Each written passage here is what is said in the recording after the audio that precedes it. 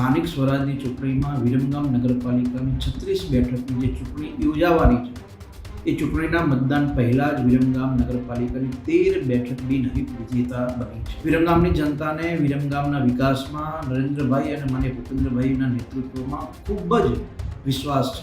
આવનારા દિવસની અંદર 25 બેઠક જીતવાનો સંકલ્પ છે.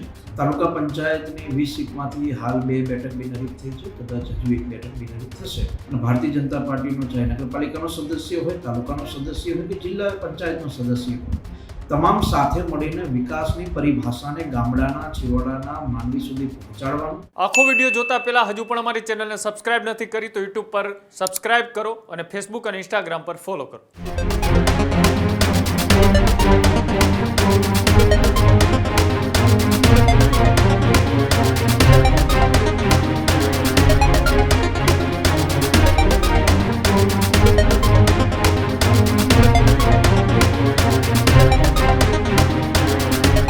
અમદાવાદના વિરમગામમાં પણ નગરપાલિકામાં ભાજપનો એક દબદબો જોવા મળ્યો હતો.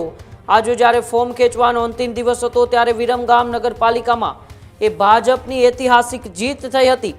એક સાથે અનેક બેઠકો પર ભાજપના ઉમેદવારો બિનહરીફ વિજેતા થયા હતા. વોર્ડ નંબર 6માં ફાલ્ગુનીબેન આચાર્ય અને દ્રષ્ટિબેન સોની જીત્યા હતા, તો વોર્ડ નંબર 2માં જ્યોતિબેન વ્યાસ અને તીર્થ પટેલે બિનહરીફ થયા હતા. વોર્ડ નંબર 3માં જશોદાબેન દલવાડી અને સાધનાબેન સોલંકી વિજેતા થયા હતા. નગરપાલિકાની કુલ 13 બેઠકો ભાજપે બિનહરીફ જીતી હતી.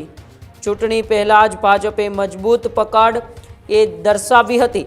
બાકી 23 બેઠકો માટે હવે મતદાન યોજાશે, ત્યારે તાલુકા સ્તરે ભાજપનો પ્રભાવ છે યથાવત જોવા મળી રહ્યો છે. વિરમગામમાં ચૂંટણી પહેલાં જ રાજકીય સમીકરણો સ્પષ્ટ થયા છે. એ વિરમગામ જે પાટીદારના યુવા ધારાસભ્ય હાર્દિક પટેલનો ગઢ ગણાય છે, એ વિરમગામની અંદર ભારતીય જનતા પાર્ટીનો દબદબો જોવા મળ્યો હતો. જ્યાં વિરમગામની નગરપાલિકાની ચૂંટણીમાં ભાજપના વોર્ડ નંબર 6માં, વોર્ડ નંબર 2 અને વોર્ડ નંબર 3માં એ અનેક જેટલી 13 જેટલી બેઠકો છે એ ભાજપે બિનહરીફ જીતી હતી. તો હવે ખાલી 23 બેઠકો પર એ ચૂંટણી યોજાશે, એટલે કે મતદાન યોજાશે ને તેમાં પણ ભાજપનો ભગવો લહેરાવાની પૂરી શક્યતા છે.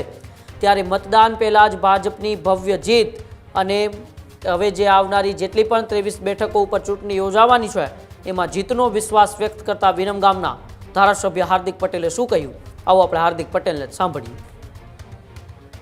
ભારતના વિકાસને ગુજરાતના 6.5 કરોડ લોકોનું જન સમર્થન છે. ત્યારે સ્થાનિક સ્વરાજની ચૂંટણીમાં વિરમગામ નગરપાલિકાની 36 બેઠકની જે ચૂંટણી યોજાવાની છે એ ચૂંટણીના મતદાન પહેલાં જ વિરમગામ નગરપાલિકાની 13 બેઠક બિનહરીફ વિજેતા બની છે.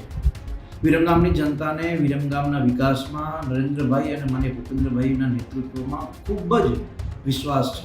અને આ વિશ્વાસના કારણે 13 બેઠક બિનહરીફ થઈ છે. આવનારા દિવસની અંદર 25 બેઠક જીતવાનો સંકલ્પ છે અને વિરમગામ નગરપાલિકા 25 બેઠક જીતશે. તાલુકા પંચાયતમાં 20 સીટો હતી, એમાંથી કેટલી બિનહરીફ થઈ છે? તાલુકા પંચાયતની 20 સીટમાંથી હાલ 2 બેઠક બિનહરીફ થઈ છે, કદાચ હજુ 1 બેઠક બિનહરીફ થશે.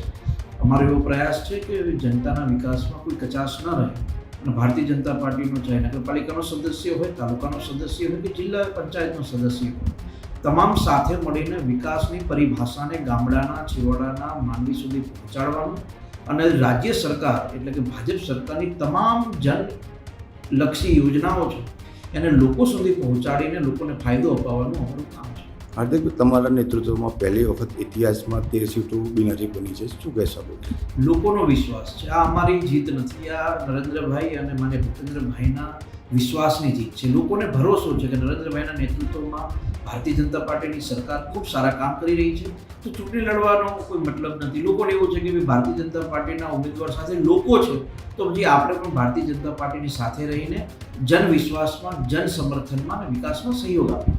સ્થાનિક સ્વરાજ્યની ચૂંટણીમાં શું સંદેશો આપશો પબ્લિકને? હું ખાસ કરીને ગુજરાતની જનતાને અને અમારી વિરમગામ વિધાનસભાના લોકોને બસ એટલું જ કહેવા માગું છું કે એક એવો વિશ્વાસ લોકોએ ભારતીય જનતા પાર્ટી પર કેળવ્યો છે કે જેના કારણે આજે આમ આદમી પાર્ટી અને કોંગ્રેસના ઉમેદવાર જડતા નથી. વિરમગામ નગરપાલિકામાં એક પણ સીટ ઉપર આમ આદમી પાર્ટી કે કોંગ્રેસનો ઉમેદવાર લડતો નથી. તમે વિચારો, અપક્ષના ખેલ કરી રહ્યા છે અને અપક્ષોના ખેલના કારણે લોકોને પણ એવી ખબર પડી ગઈ છે કે જે કોંગ્રેસને પંજાના નિશાન ઉપર મત નથી મળતા, જે આમ આદમી પાર્ટીને ઝાડુના નિશાન ઉપર મત નથી મળતા, એ અપક્ષના ચહેરાઓ ગોઠવી રહ્યા છે. પણ લોકોએ જડબતોડ જવાબ આપીને 13 બેઠક જીતી છે આખા ગુજરાતમાં. હજુ તો મતદાન નથી થયું. ફોર્મ ભરવાના દિવસે જ 200 બેઠક જીત્યા હતા. આજે બીજી 200 બેઠક જીતીશું એટલે તમે વિચારો 10,000 બેઠકમાંથી તો 500 થી 600 બેઠક ઉપર તો ચૂંટણી લડ્યા પહેલા ભારતીય જનતા પાર્ટીનો જીતનો વિજય આગળ વધી રહ્યો છે. ત્યારે જ ન્યૂઝરૂમ ગુજરાતની યુટ્યુબ ચેનલને સબસ્ક્રાઇબ કરો અને ઇન્સ્ટાગ્રામ અને ફેસબુક પર ફોલો કરો. અપડેટ રહો, સત્યની સાથે રહો.